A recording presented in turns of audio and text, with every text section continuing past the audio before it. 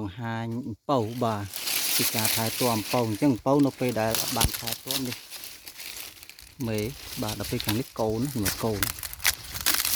កូនធំបាទអញ្ចឹងបើយើងទៅលេចមើលប៉ោដាំមកបែបនេះដល់ពេលយើងថែទាំបែបនេះបាទអញ្ចឹងនេះមេបាទដាំមកបានថែទាំនេះកូនបាទ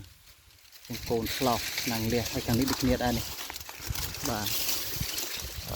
របៀបថែទាំខុសៗគ្នាបាទខ្ញុំបង្ហាញរបស់ខ្ញុំតិចតួចបាទនេះ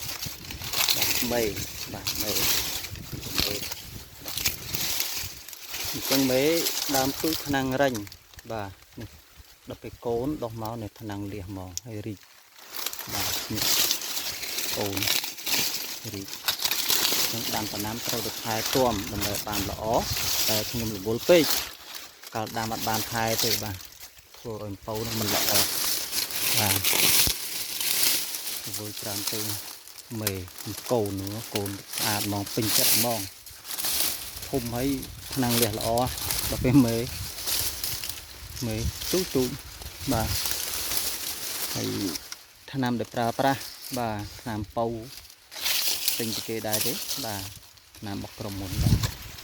អរគុណបាទប៉ុណ្្នឹងទេបាទ